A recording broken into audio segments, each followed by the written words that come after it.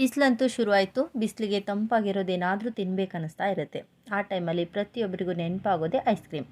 ಆ ಐಸ್ ಕ್ರೀಮ್ನ ಬೇಕಾದಾಗ ಬೇಕ್ರಿಗೆ ಹೋಗಿ ತಂದು ತಿನ್ನೋದಕ್ಕಿಂತ ಮನೆಯಲ್ಲೇ ಮಾಡಿಕೊಡ್ರಿ, ತುಂಬ ಚೆನ್ನಾಗಿರುತ್ತೆ ಮತ್ತು ಸುಲಭವಾಗಿ ರೆಡಿ ಆಗುತ್ತೆ. ಮಕ್ಕಳಂತೂ ನಿಜವಾಗ್ಲೂ ಇಷ್ಟಪಡ್ತಾರೆ. ಹಾಗಾದರೆ ಇನ್ನೇಕೆ ತಡ, ಈ ರುಚಿಕರವಾದಂಥ ಐಸ್ ಕ್ರೀಮ್ನ ಹೇಗೆ ಮಾಡೋದು ಅಂತ ನೋಡ್ಕೊಂಬಂದುಬಿಡೋಣ.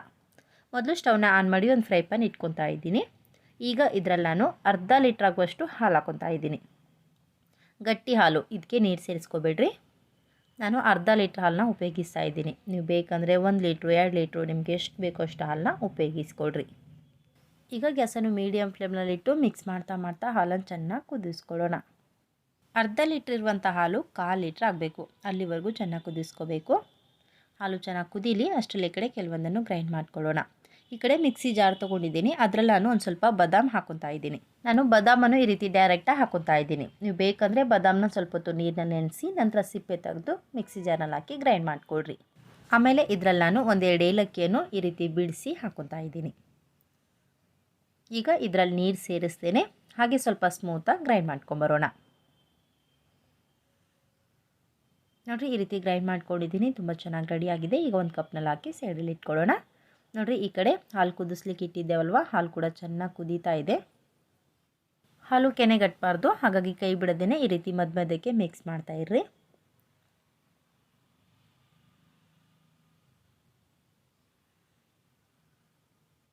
ಗಟ್ಟಿ ಹಾಲಿರೋದ್ರಿಂದ ಐಸ್ ಕ್ರೀಮ್ ರುಚಿ ತುಂಬ ಚೆನ್ನಾಗಿರುತ್ತೆ. ಒಂದ್ಸಲ ಖಂಡಿತ ಟ್ರೈ ಮಾಡಿ ಟೇಸ್ಟ್ ಮಾಡಿ ನೋಡ್ರಿ.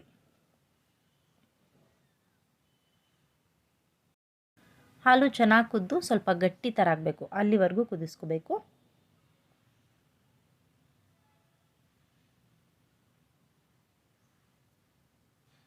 ಗ್ಯಾಸನ್ನು ಲೋ ಫ್ಲೇಮಲ್ಲಿಟ್ಟು ಹಾಲನ್ನು ಕುದಿಸ್ಲಿಕ್ಕೆ ಇಟ್ಕೊತಾ ಇದ್ದೀನಿ. ಮಧ್ಯಕ್ಕೆ ಈ ರೀತಿ ಮಿಕ್ಸ್ ಮಾಡ್ಕೊತಾ ಇರ್ರಿ. ಹಾಲು ಕುದೀತಾ ಇರಲಿ, ಅಷ್ಟರಲ್ಲಿ ಕಡೆ ಒಂದು ಶುಗರ್ ಸಿರಪ್ನ ರೆಡಿ ಮಾಡ್ಕೊಂಬಿಡೋಣ. ಈ ಕಡೆ ಮತ್ತೊಂದು ಒಲೆ ಮೇಲೆ ಬೇರೆ ಫ್ರೈ ಪ್ಯಾನ್ ಇಟ್ಕೊತಾ ಇದ್ದೀನಿ. ಈಗ ಇದರಲ್ಲಿ ನಾನು ರುಚಿಗೆ ಒಂದು 4 ಸ್ಪೂನಷ್ಟು ಸಕ್ಕರೆನ ಹಾಕ್ಕೊತಾ ಇದ್ದೀನಿ. ನಿಮ್ಮ ರುಚಿಗೆ ಎಷ್ಟು ಬೇಕೋ ಅಷ್ಟು ನೋಡಿಕೊಂಡು ಸಕ್ಕರೆನ ಸೇರಿಸ್ಕೊಡ್ರಿ.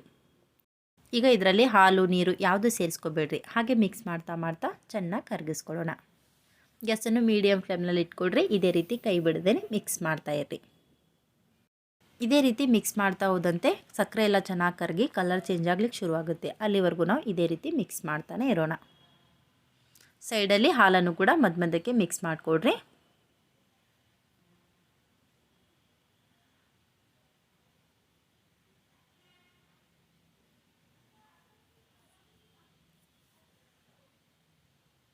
ನಾನು ಇದರಲ್ಲಿ ನೀರು ಕೂಡ ಸೇರಿಸಿಲ್ಲ, ಹಾಗೆ ಮಿಕ್ಸ್ ಮಾಡ್ತಾ ಇದ್ದೀನಿ. ನೋಡಿರಿ, ಈ ರೀತಿ ನೀಟಾಗಿ ಮಿಕ್ಸ್ ಮಾಡ್ತಾ ಹೋದಂತೆ ಚೆನ್ನಾಗಿ ಸಕ್ಕರೆ ಎಲ್ಲ ಕರಗಿ ಈ ರೀತಿ ಕಲರ್ ಚೇಂಜ್ ಆಗ್ಲಿಕ್ಕೆ ಶುರುವಾಗುತ್ತೆ. ನೋಡಿರಿ, ಈ ರೀತಿ ಪೂರ್ತಿಯಾಗಿ ಕಲರ್ ಚೇಂಜ್ ಆಗಬೇಕು, ಅಲ್ಲಿವರೆಗೂ ಮಿಕ್ಸ್ ಮಾಡ್ಕೋಬೇಕು. ಚೆನ್ನಾಗಿ ರೆಡಿ ಆಗಿದೆ. ಈಗ ಸ್ಟವ್ನ ಆಫ್ ಮಾಡಿ ಈಗ ಈ ಶುಗರ್ ಸಿರಪ್ನ ಕುದೀತಾ ಇರುವಂಥ ಹಾಲಿನಲ್ಲಿ ಸೇರಿಸ್ಕೊಳ್ಳೋಣ. ಪಕ್ಕದಲ್ಲಿ ಬೇರೆ ಒಲೆ ಮೇಲೆ ಹಾಲನ್ನು ಕೂಡ ಕುದಿಸ್ಲಿಕ್ಕೆ ಇಟ್ಟಿದ್ದೇವಲ್ವ, ಹಾಲು ಕೂಡ ಚೆನ್ನಾಗಿ ಕುದ್ದು ಈ ರೀತಿ ಕಡಿಮೆ ಆಗಿದೆ. ಈ ಟೈಮಲ್ಲಿ ಇದರಲ್ಲಿ ರೆಡಿ ಮಾಡಿ ಇಟ್ಕೊಂಡಿರುವಂಥ ಶುಗರ್ ಸಿರಪನ್ನು ಸೇರಿಸ್ಕೊಳ್ಳೋಣ. ಈ ರೀತಿ ಶುಗರ್ ಸಿರಪ್ ಹಾಕುವಾಗ ಗ್ಯಾಸನ್ನು ಲೋ ಫ್ಲೇಮಲ್ಲಿ ಇಟ್ಟಿರಬೇಕು. ಯಾಕೆಂದರೆ ಹಾಲು ಬಿಸಿ ಇರುತ್ತೆ, ಶುಗರ್ ಸಿರಪ್ ಕೂಡ ಬಿಸಿ ಇರುತ್ತೆ, ಹಾಗಾಗಿ ಗಂಟಾಗೋ ಚಾನ್ಸಸ್ ಇರುತ್ತೆ. ಹಾಗಾಗಿ ಗ್ಯಾಸನ್ನು ಲೋ ಫ್ಲೇಮಲ್ಲಿ ಇಟ್ಟು ಈ ರೀತಿ ಶುಗರ್ ಸಿರಪ್ ಹಾಕಿದ್ಮೇಲೆ ಕೈ ಬಿಡದೇ ಫಟಾಫಟ್ ಅಂತ ಮಿಕ್ಸ್ ಮಾಡಿಕೊಡ್ರಿ. ಸಕ್ಕರೆ ಇರೋದ್ರಿಂದ ಗಟ್ಟಿ ಆಗುತ್ತೆ. ಅಕಸ್ಮಾತ್ ಗಟ್ಟಿ ಆದರೂ ಕೂಡ ಇದೇ ರೀತಿ ಮಿಕ್ಸ್ ಮಾಡಿಕೊಡ್ರಿ, ಬಿಸಿಗೆ ತಾನಾಗೆ ಕರಗುತ್ತೆ. ಹಾಲಿನ ಜೊತೆ ನೀಟಾಗಿ ಬೆರಿಬೇಕು, ಅಲ್ಲಿವರೆಗೂ ಮಿಕ್ಸ್ ಮಾಡಿಕೊಡ್ರಿ. ನೋಡಿ, ಈ ರೀತಿ ಚೆನ್ನಾಗಿ ಮಿಕ್ಸ್ ಆದಮೇಲೆ ಈಗ ಇದರಲ್ಲಿ ಮುಂಚೆನೇ ಪುಡಿ ಮಾಡಿ ಇಟ್ಕೊಂಡಿರುವಂಥ ಬಾದಾಮ್ ಪೌಡರನ್ನು ಸೇರಿಸ್ಕೊಳ್ಳೋಣ. ಈಗ ಇದನ್ನು ಕೂಡ ಮಿಕ್ಸ್ ಮಾಡ್ತಾ ಇನ್ನೊಂದು 5 ನಿಮಿಷ ಕುದಿಸ್ಕೊಳ್ಳೋಣ. ನೋಡಿರಿ, ಮುಂಚೆಗಿಂತ ಹಾಲು ಪೂರ್ತಿಯಾಗಿ ಗಟ್ಟಿಯಾಗಿದೆ, ಕಾಣಿಸ್ತಾ ಇರ್ಬೋದು ನಿಮಗಿಲ್ಲಿ. ಬಾದಾಮ್ ಮತ್ತು ಏಲಕ್ಕಿನ ಪುಡಿ ಮಾಡ್ತಾ ಇರ್ತೀರಿ ನೋಡಿರಿ, ಆ ಟೈಮಲ್ಲಿ ಬೇಕಂದರೆ ಸ್ವಲ್ಪ ಗೋಡಂಬಿ ಕೂಡ ಹಾಕಿ ನೀವು ಪುಡಿ ಮಾಡ್ಕೋಬೋದು. ನೋಡಿರಿ, ಈ ಹದಕ್ಕೆ ರೆಡಿ ಆಗಬೇಕು, ಅಲ್ಲಿವರೆಗೂ ನೀವು ಕುದಿಸ್ಕೋಬೇಕು. ಚೆನ್ನಾಗಿ ರೆಡಿಯಾಗಿದೆ. ಈಗ ಸ್ಟವ್ನ ಆಫ್ ಮಾಡಿ ತಣ್ಣಗಾಗಲಿಕ್ಕೆ ಬಿಡೋಣ. ಪೂರ್ತಿಯಾಗಿ ತಣ್ಣಗಾದ್ಮೇಲೆ ಈಗ ಇದನ್ನು ಈ ರೀತಿ ಕುಲ್ಫಿ ಮೋಡ್ನಲ್ಲಿ ಹಾಕ್ಕೊತಾ ಇದ್ದೀನಿ. ನಿಮ್ಮ ಮನೆಯಲ್ಲಿ ಈ ರೀತಿ ಕುಲ್ಫಿ ಮೋಡ್ ಇದ್ದರೆ ಇದರಲ್ಲಿ ಹಾಕ್ಕೊಳ್ರಿ. ಇರಲಿಲ್ಲ ಅಂದರೆ ನಾರ್ಮಲ್ ಚಿಕ್ಕ ಟೀ ಕುಡಿಯುವಂಥ ಕಪ್ ಇರುತ್ತೆ ನೋಡಿರಿ, ಅದರಲ್ಲೂ ಕೂಡ ಹಾಕಿ ಮಾಡ್ಕೋಬೋದು.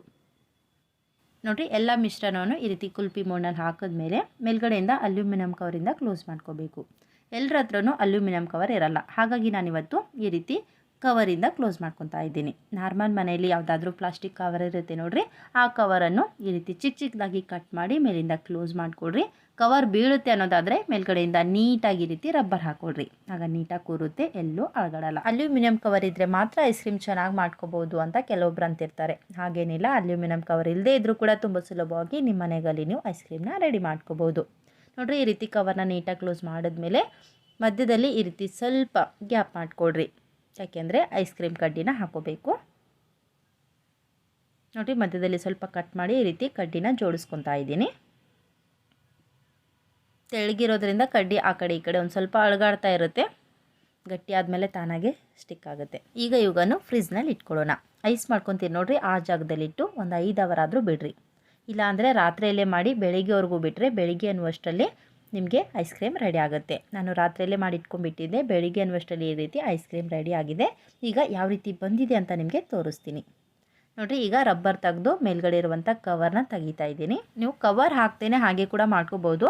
ಕವರ್ ಹಾಕೋ ಉದ್ದೇಶ ಏನು ಅಂದರೆ ಐಸ್ ಎಲ್ಲ ಐಸ್ ಕ್ರೀಮ್ ಮೇಲ್ಗಡೆ ಕೂರುತ್ತಂತೇಳಿ ಈ ರೀತಿ ಕವರಿಂದ ನೀಟಾಗಿ ಕ್ಲೋಸ್ ಮಾಡೋದಷ್ಟೇ. ಈಗ ಈ ಕುಲ್ಫಿ ಮೋಲ್ಡ್ಗಳನ್ನು ನಾರ್ಮಲ್ ನೀರಿನಲ್ಲಿ ಒಂದೇ ಒಂದು ನಿಮಿಷ ಇಟ್ಕೊಳ್ಳೋಣ. ಫ್ರಿಜ್ನಿಂದ ತೆಗೆದ ಕೂಡಲೇ ಐಸ್ ಕ್ರೀಮ್ನ ಇಮ್ಮಿಡಿಯೇಟಾಗಿ ಮೋಲ್ಡ್ನಿಂದ ಬಿಡ್ಸೋಕೆ ಹೋದರೆ ಅಷ್ಟು ನೀಟಾಗಿ ಬರಲ್ಲ. ಒಂದು ನಿಮಿಷನಾದರೂ ಈ ರೀತಿ ನೀರಿನಲ್ಲಿ ಇಟ್ಕೊಳ್ರಿ, ಇಲ್ಲಾಂದರೆ ಹೊರಗಡೆ ಕೂಡ ಇಡ್ಬೋದು. ಈ ರೀತಿ ನೀರಲ್ಲಿ ಇಟ್ಟರೆ ಬೇಗನೆ ಐಸ್ ಕ್ರೀಮ್ನ ಬಿಡಿಸ್ಕೋಬೋದು.